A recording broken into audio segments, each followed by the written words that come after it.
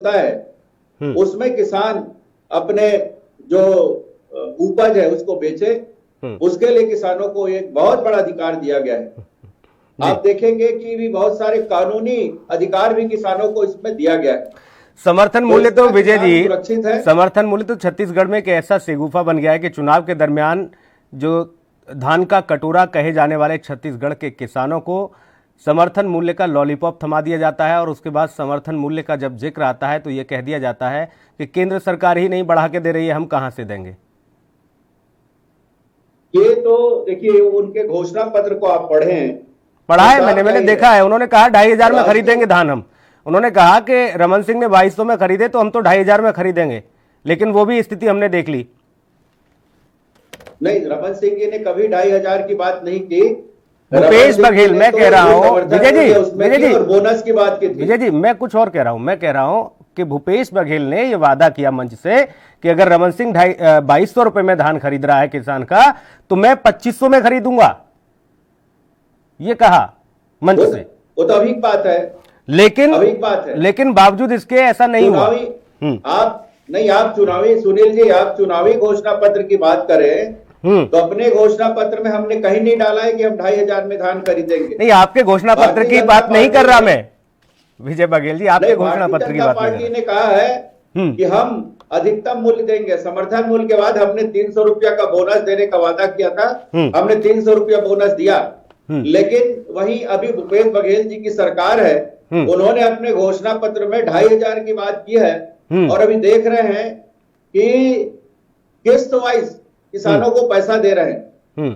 किसान हताश है, परेशान है, निराश है। अभी कोरोना की महामारी चल रही है, उन्हें आवश्यकता है अपने फसल के सही दाम की। तो वो जो बोले थे और जिसके कारण उनको इतना बड़ा जनादेश मिला, उससे मुकर रहे हैं। और 4 किस्त में उन्होंने पैसा देने की बात अभी कर रहे हैं। 2 किस्त मिला है, 2 किस्त अभी बाकी है, और फिर से नया फसल, अभी फिर से खरीफ फसल आ गया है। दिसंबर में फिर से धान खरीदी शुरू हो जाएगी, तो कब ये पैसा देंगे ये वही बताएं। छत्तीसगढ़ में किसानों की समस्याएं हों, आम आदमी की समस्याएं हों, केंद्र सरकार के द्वारा चलाई जा रही जनहितैषी योजनाओं को लागू करने में आखिर समस्या क्यों आ रही है? क्यों आखिर जनता को केंद्र की योजनाओं का लाभ नहीं मिल पा रहा छत्तीसगढ़ में? ये बात आप खुद कह चुके हैं, चाहे आपने कृषि मंत्री से मुलाकात की हो, छत्तीसगढ़ के बीजेपी सांसदों ने एकजुट होकर ज्ञापन सौंपा हो कि भूपेश सरकार इस तरीके का भेदभाव कर रही है। आखिर क्या वजह मानते हैं विजय जी, क्यों? आप देखेंगे सुनील जी कि बहुत सारी योजनाएं केंद्र के माध्यम से राज्य तक पहुंच रही है, लेकिन उसका सही क्रियान्वयन छत्तीसगढ़ में हो नहीं पा रहा है। और सिर्फ हम ही नहीं कहते, कांग्रेस के ही कुछ मंत्री के अंदर भी ये सुबुकाटे है कि उनकी सरकार ठीक से व्यवस्था नहीं कर पा रही है। आपस में तालमेल मुख्यमंत्री और मंत्रियों का नहीं है, ये बात भी देखा गया है। अब आप देखिए कि जो कृषि मनरेगा के माध्यम से हमारे पंचायत मंत्री हैं, उसके माध्यम से मनरेगा की राशि जा रही है। मनरेगा से मजदूरों को काम मिलना चाहिए, लेकिन वहां गौठान बनाने के लिए, गोबर खरीदने के लिए, अन्य प्रकार के पंचायत भवन, अपनी जो घोषणाएं किए हुए कार्य है उनको कराने के लिए वो पैसा खर्च किया जा रहा है जी। किसानों का जो सम्मान राशि है वो भी किसानों तक नहीं पहुंच पा रहा है। ये उनकी कुव्यवस्था दर्शाती है। उनको ये मानसिकता नहीं है कि अगर मोदी जी और हमारे कृषि मंत्री जी यहाँ से बहुत सारी योजनाएं जो भेज रहे हैं, जो किसानों को सीधा लाभ होना चाहिए, उसके ऊपर रुकावटें डाल रही है, रोड़ा अटका रहे हो लोग। और आपने सुस्त बैठी है। विजय बघेल जी, आपने हाल ही में मुलाकात की, उसमें छत्तीसगढ़ से बीजेपी के 3 से 4 सांसद मुझे लगा के पहुंचे कृषि मंत्री नरेंद्र सिंह तोमर के पास। आप लोगों ने जाकर शिकायत भी की और कुछ बिंदु आपने उठाए। वो कौन कौन से बिंदु थे जिनको लेकर आपने ये बात कही और एक पत्र भी सौंपा, एक चिट्ठी भी दी कि ये व्यवस्थाएं हैं जो कि वहां पर ठीक तरीके से लागू नहीं हो पा रही सरकार के द्वारा? कौन कौन से वो महत्वपूर्ण बिंदु थे? सबसे बड़े महत्वपूर्ण तो मैं अभी बताया कि मनरेगा का था। ठीक है। मनरेगा की जो राशि वहां जा रही है, 14वें वित्त आयोग की राशि जो जा रही है पंचायतों तक, उसका दुरुपयोग सरकार द्वारा किया जा रहा है।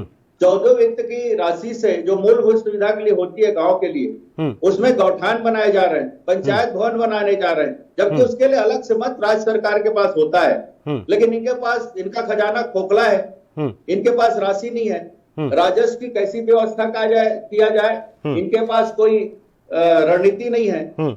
और हम देखें कि जो ये प्रधानमंत्री आवास के लिए, मनरेगा के लिए किया जा रहा है जी, उसमें गौठान बनाए जा रहे हैं। ठीक है, गौठान में जानवर नहीं है। ठीक है। प्रधानमंत्री आवास के लिए जो हितग्राहियों को जो पैसा पहुंचता है, क्या वो मिल पा रहा है या उसमें भी इसी तरह की स्थिति है? केंद्र सरकार से पूरा पैसा प्रधानमंत्री आवास योजना के लिए जा रही है, लेकिन राज्य को जो अंश अपने तरफ से मिलाना है, राज्य को अंश देना है प्रधानमंत्री आवास योजना में, वो उनके पास राशि की व्यवस्था नहीं है, इसलिए इसमें भी वो रुकावटें डाल रहे हैं और दूसरे मद में वो खर्च कर रहे हैं।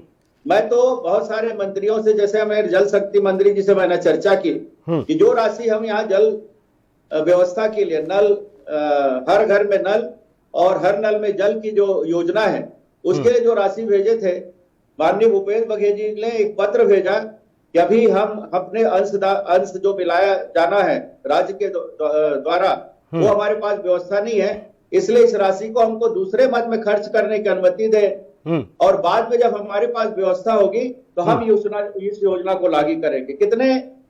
कितनी ओछी बात है कि लोगों के घरों तक जल पहुंचाना, इतनी गंभीर समस्या को दूर करना है, और ये लापरवाह मुख्यमंत्री पत्र लिखते हैं यहाँ के केंद्रीय मंत्री को, हमको दूसरे मद में इसको खर्च करने की अनुमति दे। तो ऐसी सरकार यहाँ छत्तीसगढ़ में चल रही है। राज्य के लोगों, शहर के लोगों की, खास तौर पर राजधानी रायपुर की ही अगर बात कर ली जाए तो बहुत लंबा समय नहीं बीता, अभी हालिया फिलहाल में भी स्थिति ये कि लोगों के घरों में गंदा पानी पहुंच रहा है। लोगों के घरों में जब नल से खोला जाता है तो गंदा बदबूदार पानी पहुंचता है, कहीं लीकेज की समस्या है, कहीं ड्रेनेज की समस्या है। ये स्थिति लगातार है रायपुर में ही। और अगर बाकी दूरस्थ इलाकों की बात कर लूं तो जिंदगी बद से बदतर है लोगों की। सुपेबेड़ा का कौन नहीं जानता, देश भर का हर एक व्यक्ति विशेष जानता है कि सुपेबेड़ा में क्या हालात हैं। लोग किडनी की समस्या से मर रहे हैं, वो इसलिए क्योंकि वहां पर लोगों को अच्छा पानी नहीं है पीने के लिए। तमाम तरह की बीमारियों से लोग परेशान हो रहे हैं। आखिर राज्य सरकार इस तरह इन लोगों को मरने देने के लिए छोड़ना चाहती है क्या? क्यों आखिर कदम नहीं उठा रही? और केंद्र सरकार अगर इन लोगों के लिए व्यवस्था कर रही है, विजय बघेल जी, तो फिर क्यों जमीनी स्तर पर वो चीजें लागू नहीं कर पा रही है ये सरकार? वही तो मैं बात कर रहा हूं सुनील जी, आप खुद ही महसूस कर रहे हैं। आपके पास खुद सारे आंकड़े हैं, मुझे बताने की आवश्यकता नहीं है कि रायपुर जैसा महानगर जो हमारी राजधानी है, वहां अब इतनी दुर्गति है, जहां पे सारे मंत्री रहते हैं, जहां मुख्यमंत्री जी खुद रहते हैं, जहां पे सारे बड़े अधिकारी रहते हैं, जहां पे मंत्रालय है, वहां अगर ऐसी व्यवस्था है तो बाकी जगह का तो बात ही छोड़िए आप।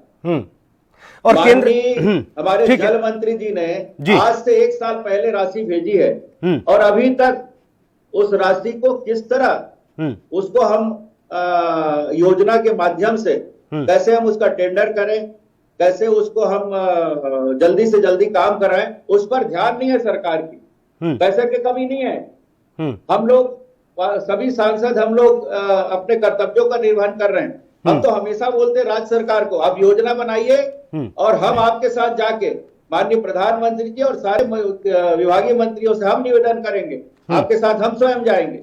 ये बातें मैंने पहले भी टेलीविजन में माननीय रविंद्र चौबे के साथ मैं डिबेट में था, तब भी बोल चुका हूँ। ये लोग तो सांसद को कुछ पूछते नहीं है, सांसद को कोई मान सम्मान देना नहीं है। आप यही देखिए कि मिनरल फंड का पैसा होता है जिले में, उससे भी हम लोग को सदस्य के रूप में जो रखा जाता था उससे भी हटा दिया गया है। तो इतनी मनमानी चल रही है। कहीं भी कुछ उद्घाटन होते हैं, कहीं भी कुछ भूमि पूजन होता है तो सांसदों को पूछा नहीं जाता, जबकि हमारी सरकार में सभी को समान रूप से सम्मान मिलता था, चाहे पंच से लेके पूरे सांसद तक, जितने भी जनप्रतिनिधि, चाहे पक्ष के हो विपक्ष को, उनको हर स्तर में सम्मान मिलता था। ये लोग तो काम के वो नजारा मैंने देखा है अपनी आंखों से वाले लोग हैं। विजय बघेल जी, वो नजारा मैंने देखा है कि आप जब भारतीय जनता पार्टी मंचासीन होती है, वहां पर दिग्गज नेता होते हैं तो विपक्ष के लोगों को पहले न्योता पहुंचता है और वो भी बैठते हैं वहां। वो नजारा मैंने देखा है छत्तीसगढ़ में कई मर्तबा। अब मैं ये जानना चाह रहा हूं, क्या इसे दुर्भाग्य कहा जाए? अगर भूपेश बघेल की सरकार है, कांग्रेस की सरकार है राज्य में, और छत्तीसगढ़ के लोगों ने 9 सांसद भारतीय जनता पार्टी को दे दिए, 2 सांसद उनके पास हैं 11 सीटों में से, ऐसे में जो योजनाएं हैं जो आनी है, जो सांसदों के माध्यम से सदन में आवाज उठाकर उन पर अमल करके वो पैसा पहुंचना है, उस पैसे का क्रियान्वयन, उस पैसे को जमीनी स्तर पर पहुंचाने का काम तो राज्य सरकार के जो बाबू बैठे हैं, कर्मचारी बैठे हैं, यही करेंगे। नहीं सुनील जी, इसमें एक व्यवस्था है जो हमारी दिशा की कमेटी है। हम लोग सभी सांसद जो जिला में दिशा कमेटी की बैठक लेते हैं, जिसकी अध्यक्षता हम स्वयं करते हैं, माननीय सांसद करते हैं, उसमें संज्ञान में लेके हम लोग इसको और कैसे गति दिया जाए, उसके लिए हम लोग पूरा प्रयास करेंगे।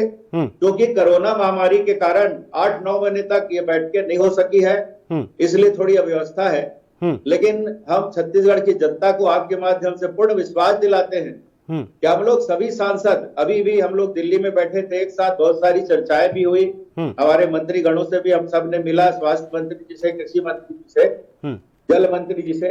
तो इस तरह जो अव्यवस्था राज्य सरकार द्वारा फैलाई जा रही है, उसके लिए हम लोग निश्चित रूप से कड़े कदम उठाएंगे। और दिशा कमेटी की जो बैठक होती है उसमें अधिकारियों को जो काम नहीं हो रहा उसके लिए संज्ञान में लेंगे।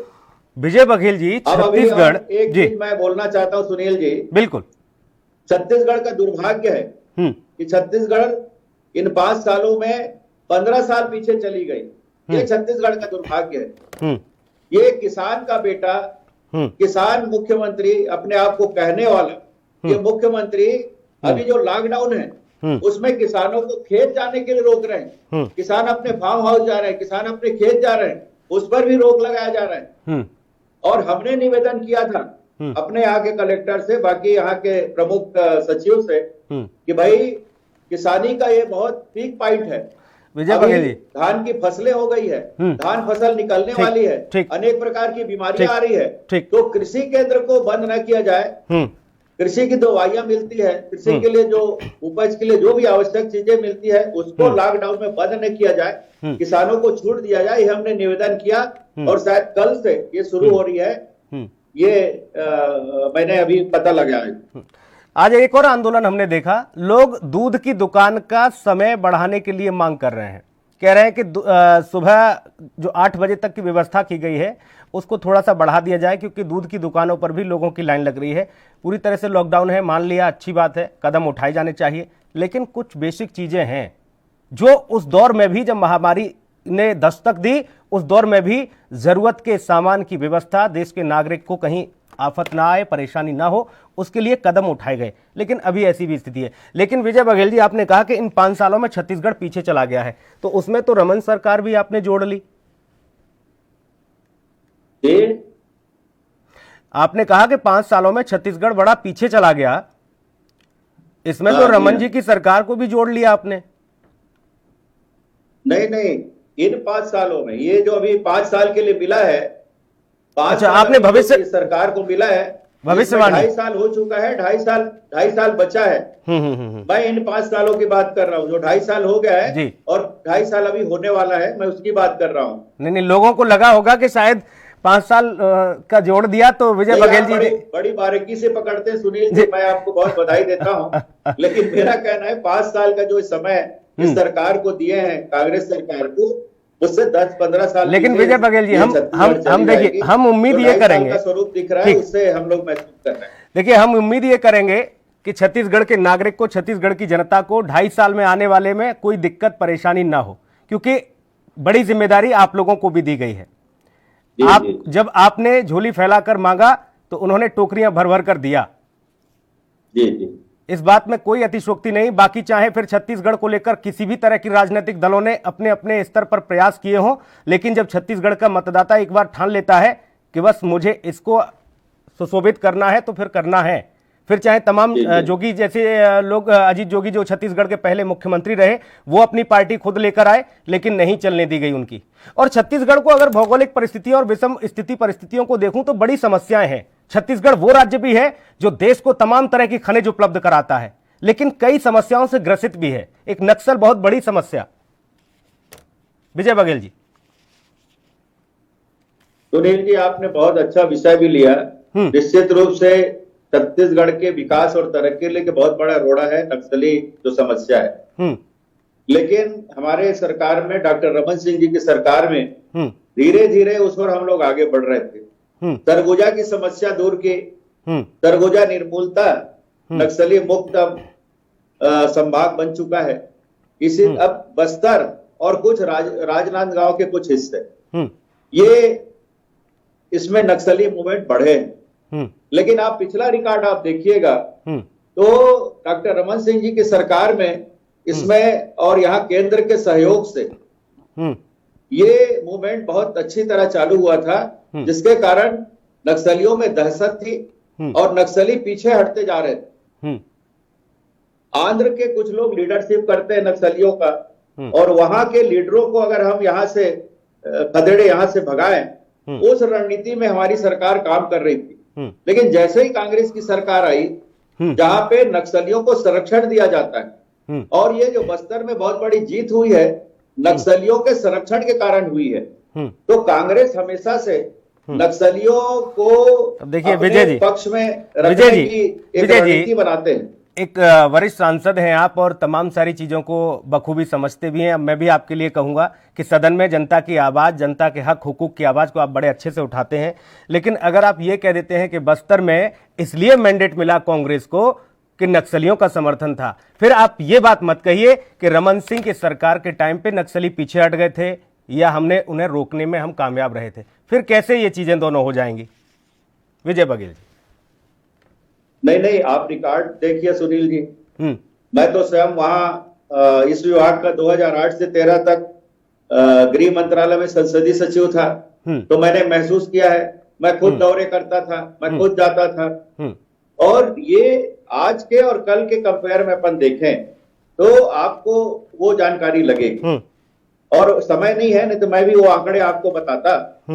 नहीं, बिल्कुल उस चीज चर्चा करेंगे, मैं तो बता सारे रहा आंकड़े मैं बता रहा हूं। बस्तर जैसी समस्याओं को लेकर या फिर आगे जो महाराष्ट्र और बाकी राज्यों से जो बॉर्डर लगता है छत्तीसगढ़ का, और नक्सली समस्याओं से जुड़ी हुई तमाम चीजों को मैंने बारीकी से देखा है। मैं गया हूं, मैंने बस्तर की भूमि पर, उस पावन भूमि पर कदम रखे हैं। मैंने वहां की मिट्टी को भी सलाम किया है। मैंने देखा है कि वहां किस तरह की विसंगतियां हैं, परेशानियां हैं। आज भी मुखबिरी के शक में परिवार के मुखिया की हत्या कर दी जाती है और किसी को कोई फर्क नहीं पड़ता है। पुलिस उसकी लाश उठाने के लिए भी 2 से 3 दिन लगा देती है। ये हालात हो जाते हैं। ये इस तरह की स्थितियां अभी भी बनी हुई हैं।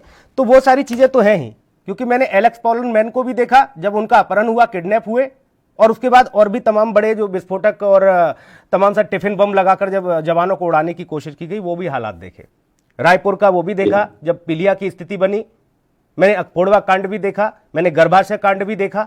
ये सारी चीजें मालूम है, बहुत अच्छे से छत्तीसगढ़ को समझा है मैंने। मैं इसीलिए कह रहा था कि बहुत संक्षेप में ही मैं जानूंगा कि विजय बघेल केंद्र की योजनाओं को लेकर किस तरह से प्रयास कर रहे हैं और किस तरह से दबाव बना रहे हैं, और कितनी जल्दी लोगों तक उनका लाभ पहुंचा पाएंगे कोरोना महामारी के बीच। बहुत संक्षेप में। मैं पहले ही कह चुका हूं सुनील जी कि अगर सामंजस्य बना के चले, हम तो माननीय मुख्यमंत्री जी से निवेदन करते हैं कि सांसदों से आप संवाद बना के रखें, आप विचार का आदान प्रदान करें, और हम लोगों को भी, जनता ने इतना बड़ा जनादेश दिया है लोकसभा में, हम लोग 9 सांसद इतने बड़े अंतर से हम लोग जीत के आए हैं। मात्र 6 महीने में जनता ने दिखा दिया कि सरकार के कारण, जो 6 महीने से जो सरकार चल रही है उसके विरोध में माननीय नरेंद्र मोदी जी के ऊपर विश्वास करके जो इतना बड़ा जनादेश हम लोग को दिया, उसका कर्ज हम लोग जिंदगी भर नहीं चुका पाएंगे। और हमसे इन 5 सालों में जो भी बन पड़ेगा कि हम केंद्र की बहुत सभी योजनाओं को बड़ी ही शालीनता से और बहुत रणनीतिमय तरीके से ये जनता तक पहुंचे, उसके लिए हम लोग प्रयास करेंगे। यही बहुत बड़ी बात होगी कि जनता का जो आप जिसको कर्ज मान रहे हैं कि हम अदा नहीं कर पाएंगे, मैं तो कह रहा हूं अगर केंद्र की योजनाओं को अगर जमीनी स्तर पर आप लोग लागू कराने में सफल रहे तो ये उनका कर्ज अदा हो जाएगा। यही बहुत बड़ी बात हो जाएगी। और हम उम्मीद करते हैं कि आप जिस बीड़ा को लेकर चले हैं और जिन मंसूबों को लेकर आप लगातार छत्तीसगढ़ की जनता को लाभ देने की बात कर रहे हैं, उसमें आप सफल हों, सक्षम हो। बहुत शुक्रिया, बहुत धन्यवाद, आप हमारे साथ जुड़े, बहुत बहुत धन्यवाद आपका। और विशेष में इतना ही। नमस्कार।